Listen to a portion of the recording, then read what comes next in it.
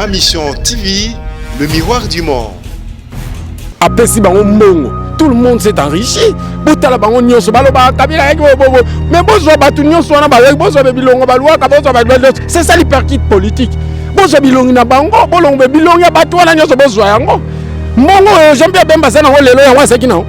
Ye nanyo nani bayeba ki wapi. Bozo Francis Kalombo bayebela ki na wengete nani commissaire wa politicien. Kabila sana bato a formé ba Francis Kalombo, a formé ba Katumbi, a formé ba Jean-Pierre Bemba, a formé ba nani ba ngonyo so ba Fayulu. Fati Béton, abi ono aye a défier, abi Kacho et Kangami tout et tout. Honorable Lumumba lelo, ba kanye na ministère ya justice. Bazouye abambi libanga te abukite tala honorable Lumumba tala mutu na ye. Est-ce que mutu honorable Lumumba ekokai na fils mukoko? Et nous, le PPRD, on domine les pouvoirs. Alors, on a dans 2 ans, 3 ans, ils ont parti mon côté aux PPRD. Il y a Félix Tshisekedi place à ça, Arondi Mabakanga, Mutu Oyo, Azana na identité à Tata na Tshisekedi. Bayaki balobi loba sala rien. Lelo o bazo commis pouvoir quinquennat na bango to baki ndeko na biso autorité morale Joseph Kabila ayaki na 5 chantiers mais boyebi aux yeux aussi de tout le monde nani robosa nango ye Félix Tshisekedi na ba TV5 aleki ayaki na projet na eza ni rétro commission na COP na ye bien monté un chef de l'État mutu oyo a jeté le l'opprobre na Congo central na province Mobimba mutu oyo azo bafouer intégrité azo entamer dignité ya communauté moko boye répité na ba valeur nango et ye azana ye azo cajoler pour na nini rétro commission mutu aye bisayo c'est être minable mutu aye biso oye kola onager nani nda katia mai na onager azali na biso soki osilisi kokatcha ibalete koloba mabe ya ngando te. Alors eloko bazo sala lelo batu ya kachi bazo Kabila atiki biloko nyonso atikeli bango mais bazo tumbola ye et sous complice na batu mususu toza na bango po nguna za musika te. Il faut comprendre que ezana mobali et puis ezana mwasi. Vous comprenez? Mobali eza FCC, mwasi eza kachi. Alors la femme qui doit être soumise. Ma Mission TV, le miroir du monde. Mbote Nabino Baimboka Balandi, émission à population, émission Babola, tout bien au Parlement populaire. Parlement Nabino Bandeko Bozala Kawana pour Tala Makamozali ko le Kanambo Kanabiso na pesa Kambote. Na Bandeko Nabiso Bazomi na diaspora pour Bango Bazali ba fidèle. Il y a émission Babola pour Baba Makamoni Zali Koleka. Na Mboka Nabiso na pesa Kalokumu na Mapinga. Ya Mboka Nabiso Obako Bunda na Beni pour récupérer ma territoire oyo ezali occupé na bossa na raté pe ba police ba batela Kabiso Baimbo ba débrouillard ba chailleur oyo basala ka ete lelo na kala ungangu kala technique famille balia bazaka toujours wana na bosanité ba médecin pe ba lakisi lokola ba enseignant oyo bazali ko sunga population pour être Congo na biso ekende liboso bande ko balandi bobi bino moko ete lelo zali mokolo esengo pour na nini pour être bande ko belé ba ko kanisa kondo musée Laurent Désiré Kabila surtout tant ba na bilengete prenez-vous en charge soldats du peuple to ko sa l'émission zali mokolo oyo ba to bazaka ko commémorer 19 ans il y a disparition il y a kondo Oyo, Atika Biso Musée Laurent Désiré Kabila paix à l'occasion Bobi était Patrice Emery Lumumba paix ça fait 59 ans Atika Biso Congo na biso to sa nangonini la province na biso to sa nangonini Congo central to sa nangonini tant on a beti bongo ande ko ba comprendre été to so beta masolo ba oyo bazali ba originaire à Congo central on a pesi pembo te lisusu kuna bande ko balandi to lobaki était après dernière apparition il y a G8 Michel Roger Ntseka boyebi bilo mo mndenge le kaki na oyo le kaka na palais de justice Lumumba na kopé sambote esika zo mi na ebité esika zo mi azali wapi to kuluka to ba pe makambo ndenge zali kokoba esenga to ba pe makambo zali koleka na mboka na biso na yango to ko bengisa G8 seka oyo azali chargé ya mobilisation na Congo central na compte ya PPRD cadre PPRD elenge oyo ba koluka me akobanga te akotambola mwana mboka G8 mbote Mbote, Ndeko Flavien, Mbote. Voilà, mon amboka G8, Michel Roger Ntseka. ezali sengo akuta na yo mokolelo oyo bino pe bandeko ya PPRD boko kanisa soldat du peuple oya na révolution AFDEL likanisi oza nango nanu mpona oyo etali Kondo Lumumba pena Kondo Mzee Laurent Désiré Kabila ya moto kota na masolo Kondo Lumumba likanisi nazana na tigai nango yango biso tozana eza détermination ya obanga te et c'est lui d'écrire notre histoire, notre propre histoire. Yango biso ba G8 lelo tozo koma histoire na biso. Donc yango bat bazo kamwa. Oyo nakoko loba pona Mzee Kabila. Ba adresse na devant la nation. Ba loba na ya tika e mirmira ngai. Et le mora loba, vous savez ce qu'ils ont fait pendant 32 ans de leur pouvoir. Et pendant la transition actuelle, il fallait revenir avec 450 partis politiques, mais alors ça sera un chaos. Moi je pense que c'est mieux d'organiser une sorte du comité du pouvoir populaire. Organisez-vous, vous peuple, vous avez le devoir de prendre, d'être maître de ce qui est sur place. Moi je pense que l'organisation est au niveau du village, du chef de village, du province, d'être maître sur ce qui est sur place. Vous avez besoin de vous organiser. Vous avez besoin d'être maître sur ce qui est sur place. Donc voilà. Voilà, Mzee Laurent Désiré Kabila, d'être maître, vous avez besoin de vous organiser, d'être maître sur ce qui vous appartient. Maman Bipopula, alors, mais na on a sur l'équipe G8 quand même, Michel Roger, Mbalasuka Tozalaki Nayo, Tozalaki n'a parlé de justice.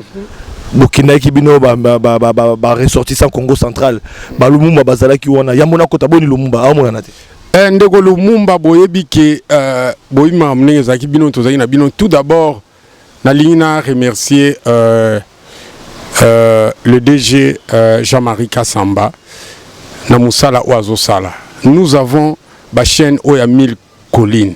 Oh, les lotos ont déploré. Oh, il y a des gens qui ont endormir la population. Menté, il en restera toujours quelque chose. Les lots oyo. Et le koba négligé qui c'était les 50 ans où sali sibiso pour battre basango. Tala mambo sala mais auto kumisa qui au radio ya peuple, au radio ya nini, au ya Congo ya nini, les lots oyo bomoni makambu ezoleka. Lumumba permettez ngai na lobara toujours ezana kata mutema o ezoleka. Na linga ko sala hypocrisie Lumumba leki na radio moko boy 2 jours avant enlèvement nae. Et on a payé l'argent hein pour na koleki ça. Que information n'est pas enlevé Lumumba. Mais radio wana Lumumba les cas qui je vais vous donner le son baboyi koleki sa aye. Alors et ça li passe na ba Congo nyonso. To sengi merci na Jean-Marie Kassamba. Et loko côté la yo loko la vérité ezate. Et loko côté la yo Jean-Marie Kassamba. Loko la vérité exacte. Comme parabole donc et loko côté la Jean-Marie Kassamba loko la vérité exacte. Yo pour na yo nanu zela nanu parce que ngana zoka moi. Na yo qui osa rechercher. Na yebike na ba lutte ozo salema na ba jeune wana ba toaso na biso na Congo central. Ba côté mais la gouverneur ya Congo central o ba ko mener ba lutte ba marche yo nous en tête. Mais qu'est-ce qui fait que ba musu ba ko kanga yo zo tambola awa tozani na ma campagne na simaliso to ba moto na ma campagne na bengi na kaza ko ya na ba soda to mais ozo tambola yo moko pe na volant ozo bangate ozo mutu makasi boy non eza mutu makasi te papa tout ça ngana za mutu PPRD neza parti au pouvoir tozo diriger et puis toza naza PPRD na parti au pouvoir et nous le PPRD on domine le pouvoir. Alors ngana obanga nini tout ça, tous diriger ensemble na IDPS parce que cache qu'on a mona ngote na IDPS IDPS. Alors ce qui IDPS nenge to ça wana omoni o muto babenga ka soki mukoko akoleka na télévision na par na bango akoloba soka moni ça ne va pas aller à lobby à lobby mbala mususu tazo déborder azo sala ba outrance à l'endroit où moral pour développer jeunesse na kata parti mo autonomie non ndenge ça veut dire biso lelo omoni nazo féliciter Emmanuel Shadari banda PPRD et banda eza mutu moko te aye na conscientisation ya parti au nenge rôle parti singeli est joué. Ça veut dire quoi? Nenge to sabo ndeti biso na Congo central to se prendre en charge à longoli dédoublement nenge to zana na parti ne to comme 26 provinces awa na parti comme na 52 provinces. Donc 52 provinces fictif o il y a intérêt à province normale alors à Katia on est au moni o le kaki na Lubumbashi. Donc restitution au basalaki et puis to coup chapeau wana place on a parce que PPD a s'auto-évaluer, à reconnaître les échecs, à reconnaître pas à lobby pas proposer. Nan to monde bango te bon zela que lelo on peut de pouvoir bon comprendre que ah totalement ma bino mo tout bela. Oui, non, et ça normal. La fin d'une chose vaut mieux que son commencement. Tu comprendre que non, dans 2 ans, 3 ans, ah ils en a parti mon côté aux alokola PPRD. Imaginez-vous. Na ba province nyonso yaki au monde to yaki wana tous les 4 provinces là na 4 personnes lokola ba tout lokola biso ya ide ya PPRD et au sala ndengeni et au sala ndengeni et au sala ndengeni tango omoni Emmanuel Shadar alobi hyperkit politique wana ezanini biso to wana pouvoir biso mon photo singel to se prendre en charge makambo eleka na Congo central so biso mon to lobeli yangote etali Emmanuel Shadar nani biso mon photo telema au monito yé en tant que PPRD yangwana rôle PPRD zate que groupe moko ba individu ba ya ka po ba so ba poste ou bien ba ya ba kene na ba négociation ou bien ba ya ba kene na ba rencontre donc atali sibiso yango PPRD d'abord eza parti moko démocratique o mutu nyonso sengela tombo la voix na ye et biso to za ba pionnier o to lani message ya Emmanuel Shadar yango moni to na obanga te to diriger biso to diriger pouvoir soki nani a fini à lobby o non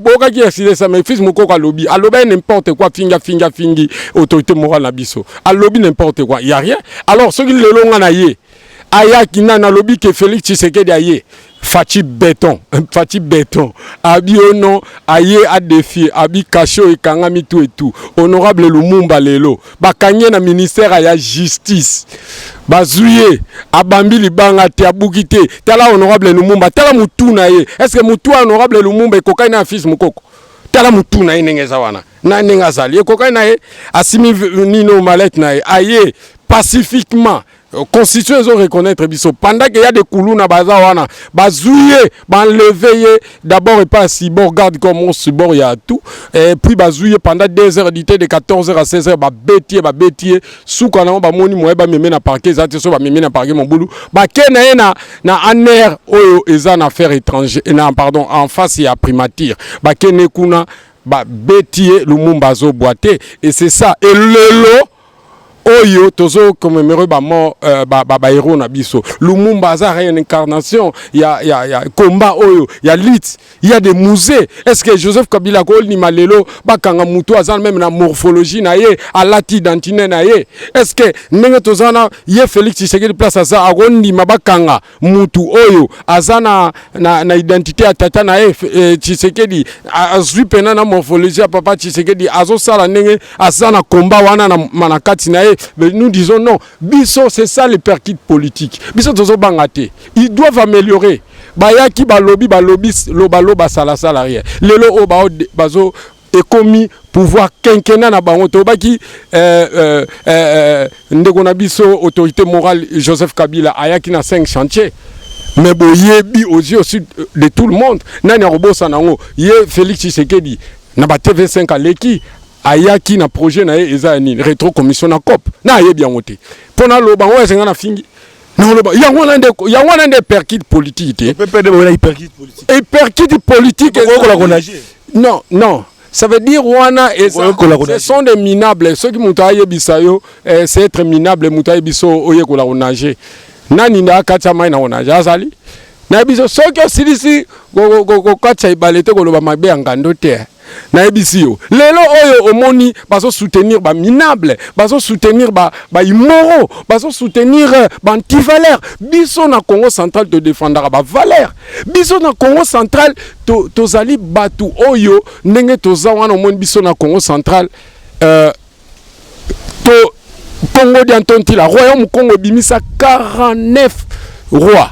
lelo oyo toza na expérience ya gouvernance donc toza na ba moral toza na ba nino nyonso lelo tobimisa donc na biso 49 roi contre nani kutu Belgique a kokisi na nous siroité biso ba Congo oyo tobimisa ba premier médecin 500 et puis première université ezawapi na Congo central na centre wana na SEMS donc le premier 1965 mundela la tela qui veste na Congo central la tela qui on côté mususu te to on a passé moro glorieux alors to rolinga ba imoroté un chef de l'état mutu oyo a jeté le probre na Congo central na province mobimba mutu oyo azo bafouer intégrité azo entamer dignité ya communauté moko boye répité na ba valeur nango et ye azana ye azo cajolé pour na nini rétrocommission alors biso to lo bato mais c'est ça l'hyperkit politique l'hyperkit politique c'est quoi? On reproche aussi au PPD parti Nabilo de réalisation 18 ans il y a destruction on appelle Kabunda Loba bon reconnaître quand même que non 32 ans Mobutu échec 18 ans Nabilo PPD échec IDP c'est bon c'est 56 ça ta biso baloba tanga nyonso tika mo côté ba protester ba bien tanga nyonso Kabila salaki tanga nyonso tika mo côté Kabila azui mboko déchiré tata na musée Laurent Désiré Kabila alobi ba occidentaux a resolana bangote alobi o banque mondiale rien o nini rien papa na ya kufia ye alobi jamais tel esprit azana onti lelo et azui akamati a salinini a sali réunification en pays a pacifier mboka a sangisi na ba rebelle nyoso ba odondwa lelo apesi ba ona mbongo po ba ina nzala apesi ba mbongo. Tout le monde s'est enrichi. Botala bango nyonso baloba Kabila mais bozo batu nyonso wana ba bozo be bilongo balwa ka bozo ba c'est ça l'hyperkit politique. Bozo bilongi na bango bolongo be bilongi ya batu wana nyonso bozo yango.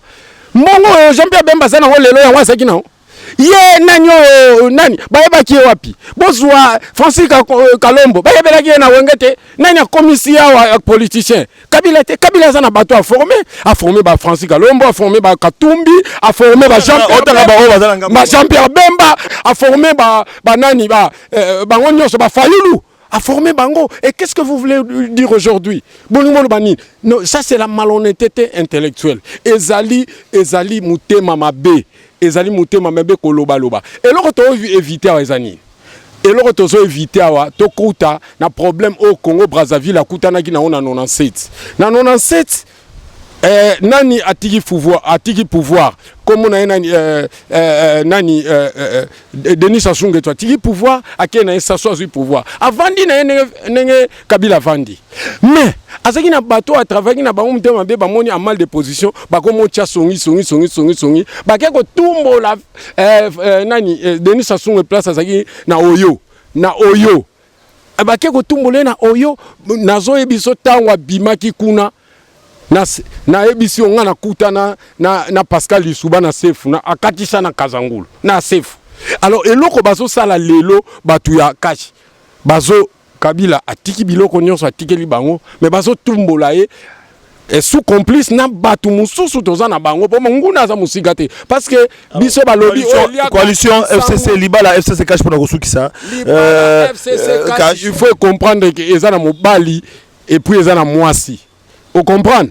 Mobali eza FCC mwasi eza cash alors la femme tu dois être soumis faut ça la soumis na mobali olanda ba mabiko mebeko mbali sinon te rememra na yo na ndako et donc comprendre pour c'est ça l'hyperkit politique voilà merci beaucoup nengai na loba eloko moko très important lelo tozo boya atu lelo oyo ki bayombe na ba fleuve batombo ki ba pesi kombo matu via Thomson Nyama veka Matuvia Thomson Nyama veka ndekombo bazobenga e bata ba fleuve na minute bazo Matuvia Thomson Nyama ezolo ba donc salité à Thomson eza nyamate ya kolia alors ceux qui eza ya kolia ba kelela ngo ailleurs au place Thomson et komarate donc yango ba lobby mutoyo a jeté le propre mutu o na loba ki lobby na lobby le mot très important dans lobby mais c'est à tout azo sakana azo dilapider mbongo province na bisa bino seul nini ya comment rétrocession basalaka na mwanda ya pétrole na compte ya province rétrocession à 40% na biso et pendant 5 ans eza na 28 millions 886 000 dollars. Mais il y a sali budget, il y a combien? Il y a 5 ans. Il y a 26 millions. Il y a 5 ans. Au moni quand même que moi na ya pamba budget ya sali moi na ya pamba leki na mbongo ekota na province. Donc akabi mbongo na province. Mais c'est à tout azui 9 millions ya nyongo déjà. Et mais c'est à tout ba yere eza ya 10 millions. 10 millions. Na ebisio stade le Lumumba pona okonga 3 millions. Et puis d'aider, mais c'est à tout à s'organiser na bato belé ba dette intérieure. Bas na procureur au azawana. Ba sali ba jugement le kuta bato nyos ba na dette intérieure ba rendre ba jugement. Donc lelo immeuble Android wana. Bakozwa yango attends bakozwa yango bakati yango ekei lelo oyo bakozwa nini gouvernement mon Congo central yo kindaka te non on se rend pas les courage à kotambola kata ozobanga te mais ozobanga milobaloba makambo kangamelaka na Kinshasa na okita na Congo central yaza na pouvoir ni na Congo central donc pour vous dire que ozobanga note ngal biso toza na pouvoir nous sommes dans un parti au pouvoir ngana obangani le Kabila azawana biso tozawana biso PPRD toza parti au pouvoir to kobanga eloko ni biso toza parti au pouvoir, il doit comprendre ça et on ne se moque pas de Dieu. Galatie 5 à tout le lot oui on ne se moque pas de c'est que l'homme aura semé le moissonnera à tout azokima déjà obi kazui fuite à toi lobby alinga ok na ambassade d'Afrique du Sud pour que soit visa rien abengi ba tunyo so faut te prendre en charge makambo ele kana bene ngai makambo ele kana bene talingate d'abord le Congo central d'abord Israël donc makambo ele Israël baba loba Jésus kuta loba d'abord Israël ngai d'abord Congo central donc neto zawana nga balkanisation et talingate ngai Congo central biso toko na loba toko pénaliser Kinshasa Kinshasa oyo toko déstabiliser yango ba kosa na bazongisa et malheur aux gens qui comprennent toujours en l'état. Voilà. Mon père c'est comme qui nous merci beaucoup qui m'a instruit à yebisanga malheur aux gens qui comprennent toujours en retard. Voilà ezare sengomi kokuta na G8 tango alobaka pona koyeba makanisi na ye bande ko bana to comme na suka ya émission na biso tokutani lobby na invité musu na masolo sika 19 ans ya disparition ya musique tosali na Congo makambo ezali belé tobeti masolo ya libala SSK tobeti masolo Congo central pour inviter biso bi akoloba mamotali Congo central 19 ans après musée ya bili d'abord Congo central la province musouté donc voilà eza choix na ye na koloba pe mingité pour eza choix na ye matondo mingi non, Matondo Lumumba doit être libéré. L'hyperkit politique devant les justices que font face les Bakongo. Que voulez-vous? Merci beaucoup, Bandeko Manito Kabonyo. Je m'assume. Ma mission TV, le miroir du monde.